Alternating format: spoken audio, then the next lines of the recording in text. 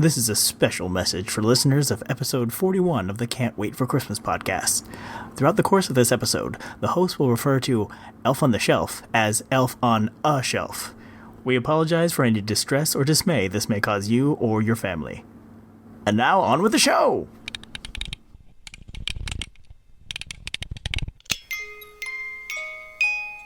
Hey buddy, what you doing? Is it Christmas yet? No, sorry, not yet. I can't wait for Christmas. Yeah, I can't wait for Christmas either. In fact, let's celebrate now.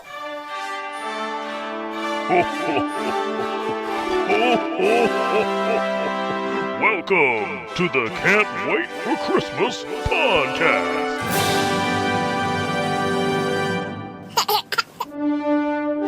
It's August 25th, 2018, and that means there's 4 months left until Christmas. Today on the show, we're going to talk about the divisive Christmas tradition, Elf on a Shelf. We've also got a way for you to get your daily Christmas music fix. I'm going to count down the top 5 Hallmark ornaments I'm excited for this year. We'll see if we can justify our early Christmas excitement with science! And we've got another Christmas movie idea co-written by you. Okay, let's start the show.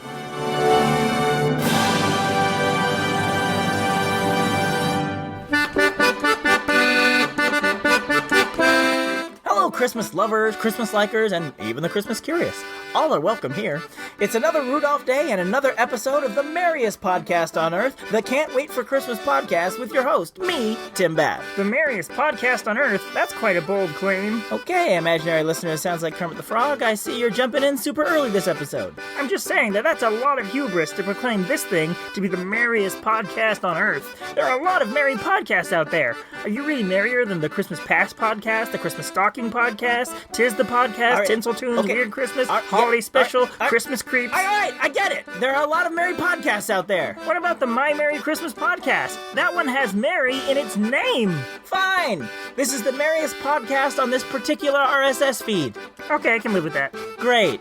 And since you brought up the My Merry Christmas podcast, you reminded me of something I wanted to talk about in our first segment. We need a little Christmas now. We need a little Christmas now.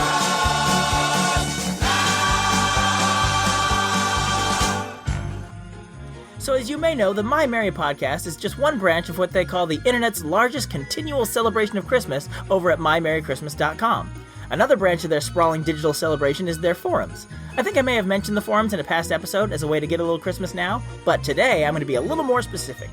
There's one thread on the forums that I visit almost every day. It's called A Christmas Song Every Day, and the title does not mislead. Every day someone, or a few someones, will post a Christmas song. Now, I don't know if they're intentionally trying not to repeat, but it's gotten way past your obvious Crosby's White Christmas or Nat King Cole's Christmas song. I have been treated to several songs I had either never heard of or long forgotten. Like, I'm obviously a big Christmas fan, and I'm also a big Muppets fan. So much so that even my imaginary listeners sound like Muppets. I heard that. But I found a song in that thread that was the Muppets singing with CeeLo Green that I had never heard before. What a fun new treat to discover. And it's all thanks to that forum thread. Plus, at the time of this recording, that thread is 101 pages deep, so you can binge on the archives like it was a Netflix Marvel series. So, to Xmas365, the person who started this thread, or the OP as you kids like to say, thank you. It's much easier to keep Christmas in your heart when you have it playing in your ear. By the way, if you're doing a mad scramble to try and find this thread in the forums right now, don't fret. I made it super easy. I put a link to the thread in the show notes for this episode at can'twaitforchristmaspod.com. Maybe you'll discover a new favorite Christmas song that you can play while you're trimming your tree this year. And speaking of trimming your tree, that leads us to our countdown feature, 5 Golden Things. 5 golden things. Last month, Hallmark unveiled their catalog of new Christmas ornaments. Now, my tree is already overloaded with ornaments, and there's no need for me to get any new ones. So naturally, I grabbed the catalog and was perusing it to see what I wanted. I present to you now my top 5 favorite ornaments from the catalog. Fair warning, all the ones I like are the ones that make some kind of noise, so if you find those annoying, this is not the list for you. Alright, here we go. Number 5. Santa's Magic Train. Ho, ho, ho! All aboard the North Pole Express! I like how much is going on with this one. It's Santa standing in front of this huge train set. The train goes around and through a tunnel on the ornament. There's elves that push a train cart thing back and forth. There's a little wheel thing that spins, and a tiny Santa in a tiny sleigh spinning around in circles on the top. Plus, Santa's voice sounds almost exactly like the Santa from the Rudolph Rankin Bash special. I know this will get broken 5 seconds after I try to put it on the tree, but it's still pretty cool. Number 4. Polar Express bell. What a great idea for an ornament.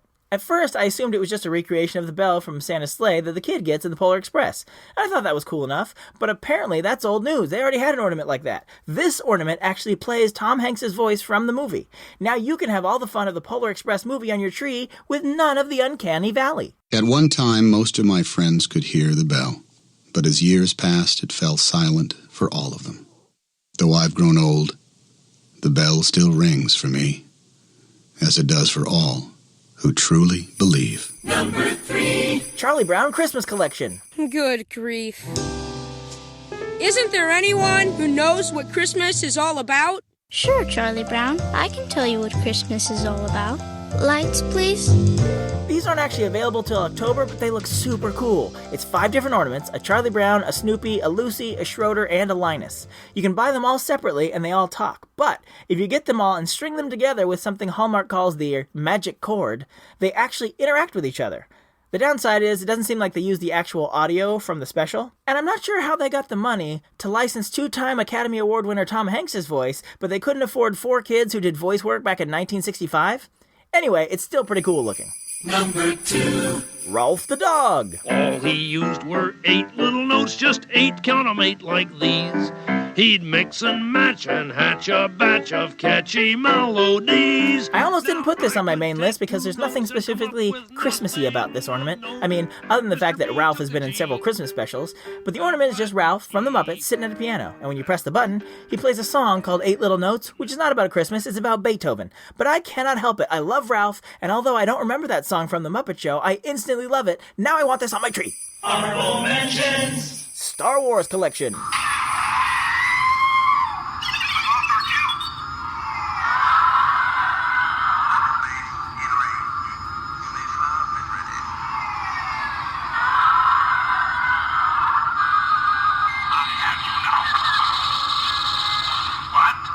This is another series of ornaments like the Peanuts collection. You got Luke's X-Wing, the Millennium Falcon, a TIE Fighter, Darth Vader's TIE Fighter, and the Death Star. They all light up and play sounds from the first Star Wars movie. And by the first Star Wars movie, I of course mean Episode 4, A New Hope, which is technically... Everyone knows what you mean. Okay, imaginary listener, it sounds suspiciously like Darth Vader. I was just trying to clarify. I find your lack of brevity disturbing. Very well.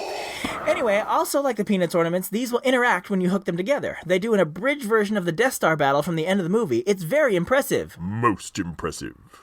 Sure. So why isn't this number 1 on your list? Well, this one fell into the same trap that the Ralph ornament did. It's not Christmassy at all. Plus, it's super long. I can imagine enjoying the recap of the Death Star battle a few times, but after a while, I'd be like, shut it off! But the perfect mix of Christmas and appropriate length can be found in... Number 1. Mickey, Donald, and Goofy Carolers. 'Tis the season to be goofy. We wish you a Merry Christmas. We wish you a Merry Christmas. We wish you a Merry Christmas and a Happy New Year. Good tidings we bring to you and your kin. Good tidings for Christmas and a Happy New Year. We wish Yes, you a Merry yes, Christmas. a million times yes! This is so awesome. It's 3 ornaments, Mickey, Donald, and Goofy. They can sing by themselves, but when they work together, instead of telling a story, they sing in beautiful harmony. Growing up, I had something similar. It's 4 little miniature houses with doors that would pop open, and the characters would pop out like a cuckoo clock. It was basically the same thing, but instead of an ornament form, it was just like 4 houses that you had to set up somewhere on a shelf or on the floor or whatever. I found out my mom still has it, and it still works. But this is just the modern-day equivalent, and I so need it on my tree. Unless they sell out before I get up the guts, I am totally adding this to my collection this year. So those are my faves. Which ornaments are you tempted to add to your collection this year? Share with the whole class at facebook.com/can'twaitforchristmaspod. In the meantime, let's move over to the Christmas anchor desk for our next segment, All I Want for Christmas is News.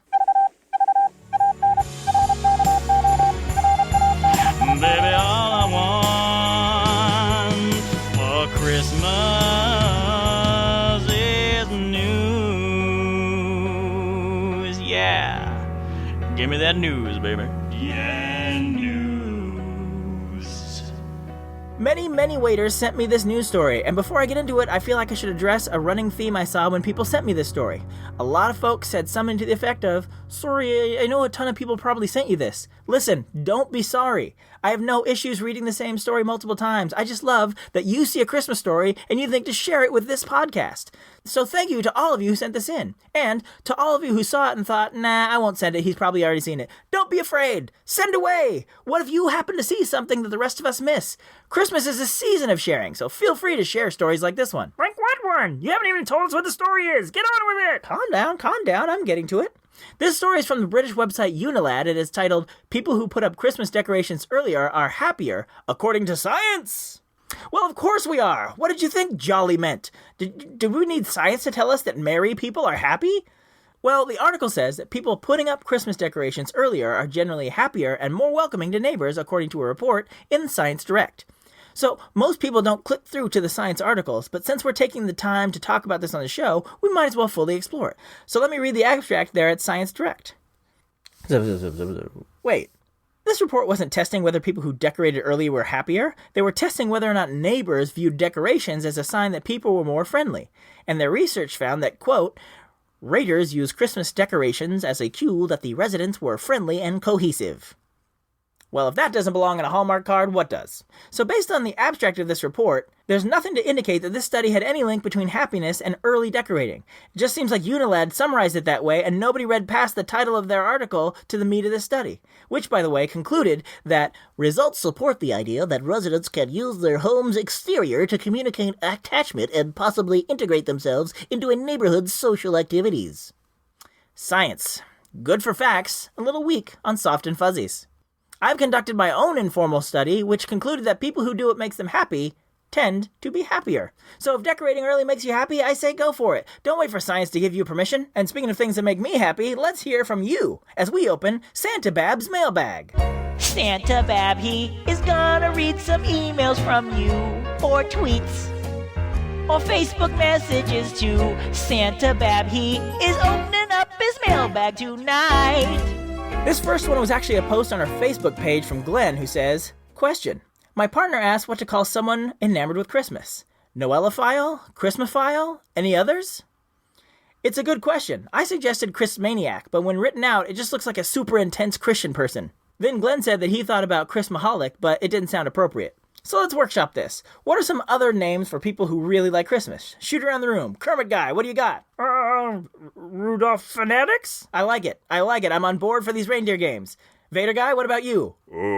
Lean, mean, red and green machines? Not bad. It's a mouthful, but it paints a picture. I got one. How about Parumpapum Bums? Seems a bit negative. Look, there are no bad ideas in a brainstorming session. I know. Why don't we throw it to the listeners? Tell us what you think a good name for a diehard Christmas fan is. Leave a comment over at can'twaitforchristmaspod.com. Now, let's go further into the mailbag to a very specific section called Feedback from our last show. Messages from listeners everywhere. Feedback on our last show. First, I want to give a big thank you to all of you who responded so well to the iTunes review thank you gift we started last time. If you don't remember, all you have to do is leave a review for the podcast on iTunes, and then email me with your information, and I'll send you one of our Can't Wait for Christmas, Is It Christmas Yet, Main Street style buttons. Or, if you prefer, a sticker. I also want to apologize for how long it took them to get shipped out. Turns out it's a bigger ordeal to ship a 3-inch metal button than I thought. So sadly, the first batch didn't go out till shortly before I started recording this episode. So I apologize for the shipping schedule. I think I've got it worked out now, so go ahead and leave that review. And also, I want to say what amazing reviews we're getting. You're so sweet and generous and flattering in your reviews. Let me just read a few. Like this one. This show is not only informative, but is so funny and silly. Tim Babb truly loves Christmas, and lucky for us, he is also a comedian. Keep the Christmas spirit alive all year long with this one podcast. Thank you, Christine, for comedy. Or this one. Funny, festive, and fearless. You can't find a funnier podcast with imaginary listeners and a wealth of Christmas knowledge to boot. Tim, and his imaginary listeners that sound an awful lot like celebrities, bring the ho-ho-ho to the internet. My favorite part is the outtakes. No, wait, it's 5 golden things. No, wait, it's the Die Hard debates. What the heck? It's the whole eggnog. It's Christmas all year long. How is that a bad thing? Thank you so much, RockDog520. Here's another. Christmas fun all year long. Tim Babb seems like a guy I'd like to hang out with. His podcast is fun for all Christmas lovers. My lack of 5 stars review is because it's only once a month. I want more. Smiley face. Well, thank you, Prilzilla. Let's totally hang out at the Christmas party this year. And this last one, Christmas joy all year long. I can't say enough good things about this podcast to truly get out how I feel about it. Like Tim, I too became obsessed with Christmas a few years ago. I found this podcast and immediately loved it. I became a huge fan right away and binge-listened until I had finished all episodes. To this day, I'm still re-listening to each episode whenever I need a taste of the holiday. I feel excited for the 25th of every month because I get to listen to a new episode. It feels nice to know that there are other people that have the same love for Christmas as I do, and this podcast reminds me of the feeling and excitement of the season. The comedy of the podcast helps bring the joyfulness of Christmas even when Christmas is 364 days away. It helps with the disappointment of the end of the season as Tim Babb continues showing joy and excitement, which makes it feel like Christmas is once again around the corner. This podcast serves as a countdown with every episode reminding us of the greatness of Christmas past, present, and future. Thank you, C. Davalos 1992. A lot of these were better written than probably 75% of the episodes of this show. I am truly humbled and immensely thankful for all your kind words and support. And it goes beyond just the reviews. I got such great feedback on the tale from last episode of my dad and Christmas 1983. I was worried it was too personal of a story to be interesting to anybody outside my family, but you guys really dug it, and that is super cool. It inspired me to make a shirt for myself that says, "And that was Christmas 1983, in this goofy 80s retro style. Now, when people see me wearing the shirt, they ask what the shirt is about, and I get to talk about Christmas and my dad. Double bonus. Speaking of my awesome parents, someone left a comment on the website regarding my wonderful mother.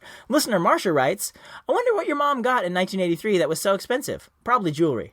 This reminds me of a newlywed's Christmas. They were married on December 20th, and they were very excited about Christmas. Before and after their marriage, the wife kept putting gifts for her intended under the tree. However, she observed from the 18th to the 24th, there remained only one present for her. Christmas morning, still just one gift, and she, holding back remarks about cheapness, opened her package. It had a blouse, skirt, bracelet, necklace, scarf, and earrings inside, and they all coordinated. She burst out her frustration anyway, saying that each should have been in a separate box. The husband, mildly annoyed, asked if he gives her a pair of socks. Should he wrap 2 boxes? The wife huffily said, yes! Merry Christmas. Thanks, Marcia. That's a great story. And honestly, I don't know what my mom got that year. When I was watching the video to grab the audio for the last episode, I noticed that little 6-year-old Tim was in his own little world, not paying attention. So I have no memory of it. And I'm not sure if my mom even remembered. You know what? Let me ask her real quick. Hey, Ma, do you remember what that present was you got in 1983 that made you so mad at Dad? Nope. Okay, thanks. Nope, she doesn't remember either. But thanks everyone for the comments, the messages, and especially those iTunes reviews. Keep them coming. But now, it is with mixed emotions that I must move on to our feature segment. You've heard of Elf on a Shelf? Get ready for Odd Facts on a Podcast. The elf on the shelf, where can you be? I pop out of bed each morning to see you watch as I try to do as I should. At night you tell Santa the news is all good. Families together, the magic and joy. Christmas is special for each girl and boy.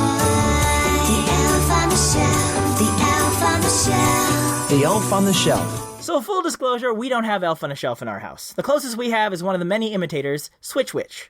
It's a witch that stays with you for Halloween and takes your kids extra candy and exchanges it for a toy, if they're good. Because if you're going to defeat gluttony, apparently the best way to do it is with materialism. So anyway, from what little I know of Elf on the Shelf, it didn't sound much better. So I was planning for this feature to just be me dunking on this silly thing for 5 to 10 minutes. We'd all have a good laugh at its expense and call it a day. But then, when I went to do a little research on this thing, I found out the internet is full of people hating on Elf on a Shelf. And for so many varied reasons. It's all over the web, and some of it is quite nasty.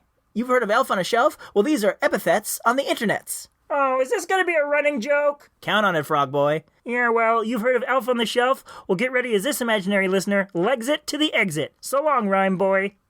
Okay. Well, what I was getting to is that despite all this negativity, Elf on a Shelf is super popular. They've sold at least like 8 million of these things all over the world. It's amazing that something so popular can be so hated. Elf on the Shelf is the Nickelback of Christmas. When the sun goes down and stars fill the skies and you cuddle in your covers and shut your little eyes and you slip into slumber and dreams swirl in, that's the time when the party begins. Scout elves don't rest when the nighttime comes. Got the house to myself, I have some fun. I eat and play and jump and run. Scout elves don't rest when the nighttime comes. So I decided rather than just criticize this thing, I would actually learn about it. So I checked the book out from my local library and read it, and it breaks down like this. This elf that looks suspiciously like a doll sits in your house all day. You can't touch it or move it, and it can't move while you're awake. But it's watching you.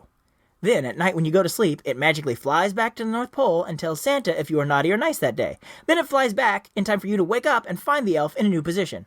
This goes on until Christmas Eve, until Santa comes and visits and takes the elf back to the North Pole for good that year. It's a cute enough little story. The book comes with a little elf so you can have the story play itself out in your very own home, and that's pretty much the gist of it. But I wanted to figure out how this all got started, and it turns out the origin of Elf on the Shelf is a very sweet story. It all starts with the mom, Carol Abersold, and her 2 adult twin daughters, Shanda Bell and Krista Pitts. I'll let them tell the story from a video on their YouTube page. One afternoon, Shanda and I were sitting at my kitchen table, and I was telling her where I was in my life, which was at the very bottom, rock bottom. And I was trying to put into words what I was feeling on the inside. And she said to me, "Mom, you're such a good writer. Why don't you write a book?" I said, "Oh, the bookshelves are full of books that people don't read, and I don't have anything to say." And she looked up, and Santa had been so gracious and had let Frisbee stay over because he knew that I was down. And she looked up on the shelf in my kitchen, and she said, "Mom, we should write a book about our elf tradition and share it with the world." And that was when we started writing the book. That was sort of the beginning of my therapy. That gave me a purpose and something to do. Also something to do with my grown daughter, which was quite a blessing for me. See, how can you really hate Elf on a Shelf? It started because a daughter encouraged your mother to create something and put it out in the world and cheer herself up, and it brought them all closer together as a family. So Carol and Shanda wrote the book, and Krista handled the marketing, which turned out to be the much tougher job. They got turned down by every publishing house. Now that would stop most people, but not these ladies. They created their own publishing company so they could self-publish Elf on a Shelf. They published the book in 2005 and began touring it around at trade shows and book signings. Somehow, and this is the part I can't find in my research, this thing became super popular. In 2008, Elf on a Shelf won the Best Toy Award by Learning Express, won Book of the Year Award from Creative Child Awards, and USA Book News' National Best Books Award. How? How do these people, who supposedly had no money and got turned down by every publisher, manage to turn this scrappy idea into a huge hit? I can't find this info anywhere. They're hiding it from us! This Krista must be a marketing genius. They were able to get the Elf on a Shelf a balloon in the Macy's Thanksgiving Day Parade in 2012. The book was only published 7 years before that. That's crazy! For a character to be made into a big balloon that fast? For comparison to other literary characters, Spider-Man first appeared in 1962, but didn't get a balloon in the Macy's Parade until 1987. The Cat in the Hat was published in 1957, but didn't get his own balloon until 1994. And Peter Rabbit was first published in 1902, but didn't get a balloon until 1996. How did this elf become lately, get in the parade so much faster? The dogged determination of their marketing manager, who barraged Macy's with voicemails, emails, and even the dreaded snail mail till Macy's finally gave in. You've heard of Elf on the Shelf? Get ready for Persuade into the Parade. They're getting worse! But a year before the parade, in 2012, Elf on the Shelf got its own animated holiday special, An Elf Story.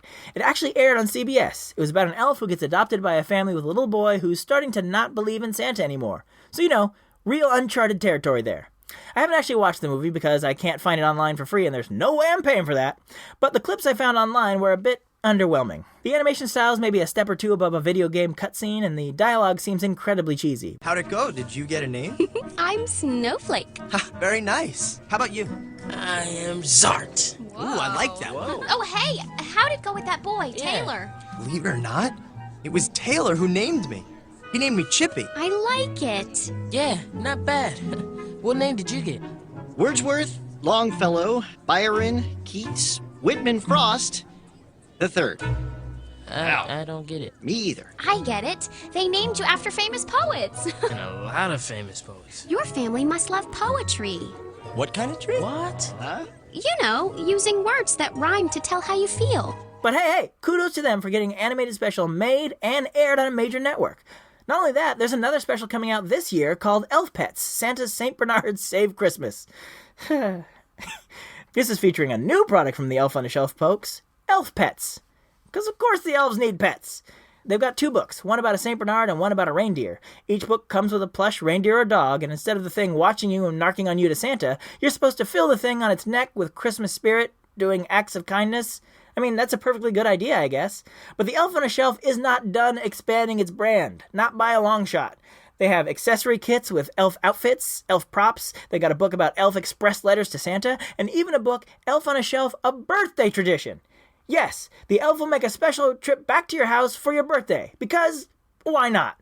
The world stopped making sense long ago. It's time we just go with it. So this one book from a mom and her 2 daughters has turned into a juggernaut media franchise. And through it all, they always present that this is simply a tradition that was passed down. These aren't dolls, they're actual elves from the North Pole. You don't buy one, you adopt it. Parents are not moving the elf at night when the kids are asleep, it's flying back to the North Pole and flying back.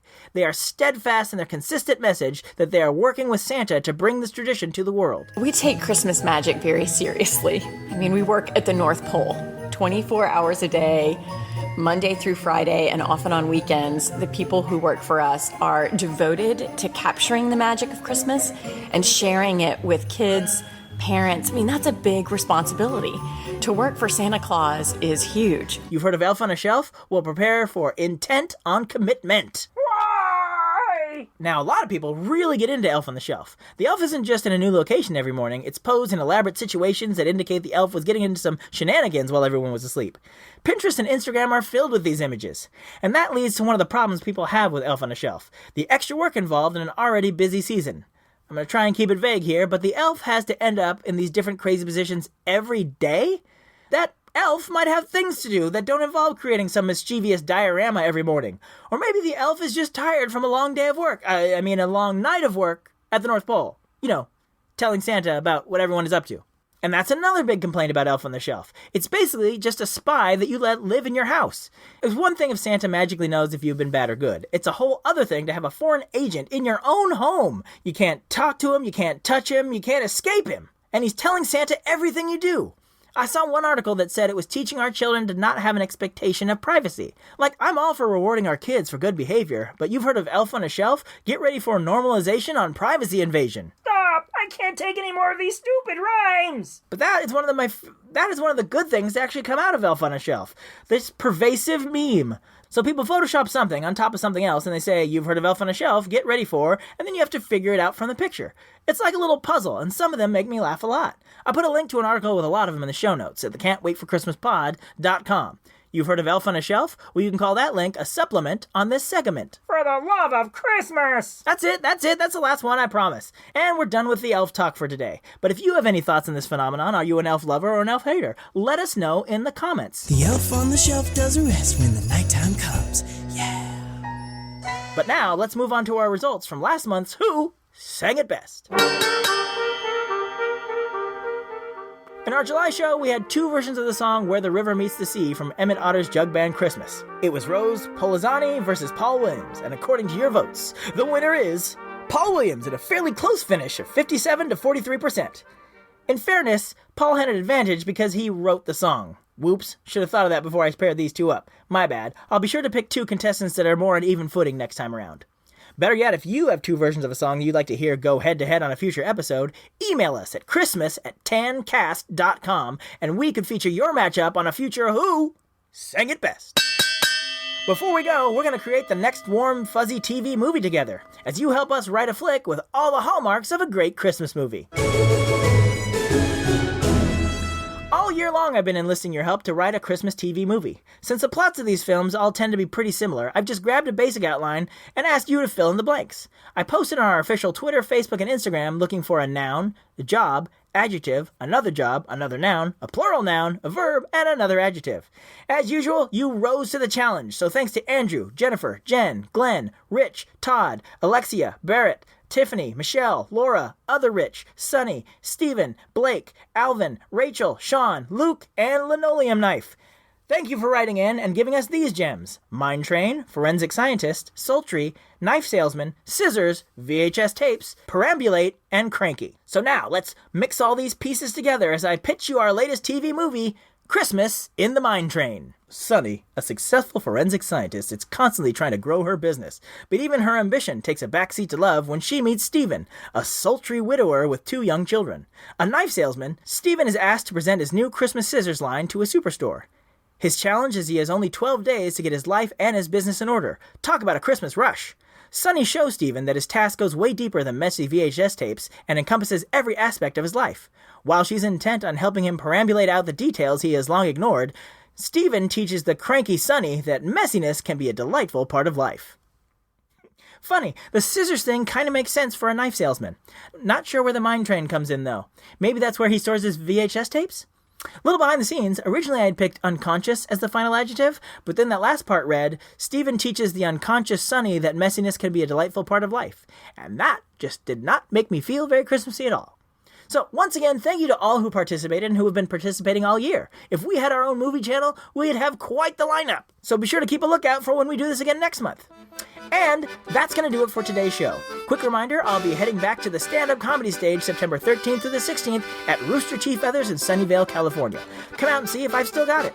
Details and a link to get tickets are at can'twaitforchristmaspod.com. And while you're there, tell us your thoughts on Hallmark ornaments, Elf on a Shelf, or any old thing that's on your merry mind. Next time we meet, it will officially be fall. So until then, keep all those wonderful iTunes reviews coming and keep laughing all the way.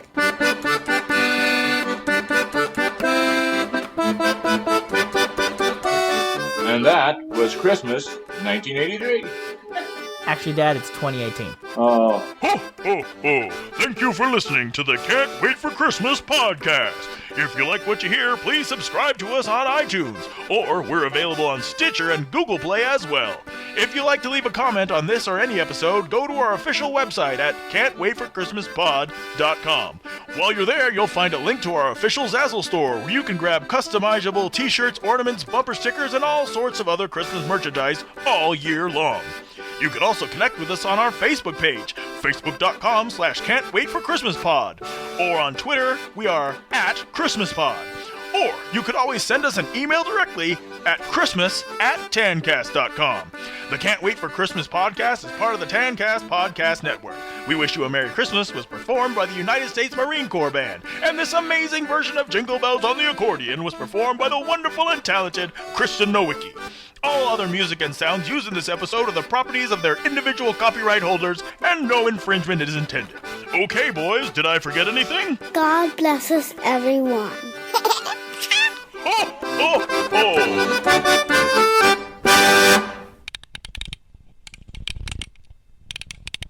Alright, so this outtake is a little different. This is something I actually cut out of the show. I was going to read, I just couldn't find a place to put this in the Elf on a Shelf bit, but one of the things that made me laugh is I was looking at Elf on a Shelf on Amazon, and they have customer questions on Amazon. The customer questions on the Elf on a Shelf page crack me up. Such as, my elf on the shelf keeps telling me to burn the house down. Is this normal? Mine told me the same thing, so we hid him in the fireplace. Our nightmare is over now. And then another one, my elf on a shelf keeps watching me use the bathroom. Help? Try closing the door. I'm guessing that your family is also getting a bit tired of watching you use the bathroom. This one, my elf on a shelf likes the Redskins. Is this normal? As long as they don't like the Cowboys, I think they will be okay. Pretty sure that's a sports joke, but I'm sure we have sports listeners, so there you go. If Santa's helper takes a picture in the mirror, is that an elfie? LOL, I believe it is. Ooh. That's it. I just wanted to share those. I mean, you've heard of Elf on a Shelf. Well, these are hot takes and the outtakes. You said you were done! I'm sorry, I'm really done. Let's get to the real outtakes now. It's another Rudolph Day and another episode of the merriest podcast on earth, the Can't Wait for... Yep. Stumbled on the name of my own podcast. It's going to be a good recording. Like, I'm obviously a big Christmas fan, and I'm also a big Muppets fan. So much so that even my imaginary listeners sound like Muppets. Muppets. Come on. They published a book in 2005 and began touring it around at trade shows and book signing. They published a book in 2005 and began touring it around at trade shows and book signing. Shinings! It's not shinings. Sean Connery is reading this part of the episode.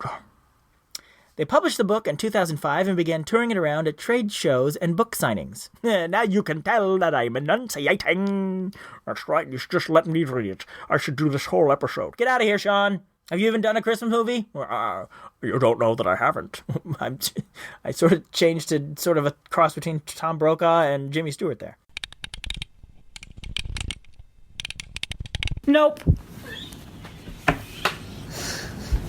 What? Your delivery was just as good as I'd hoped. It was better than I hoped it would be. It's one of those things, it's only one word, but you delivered it just how I wanted it.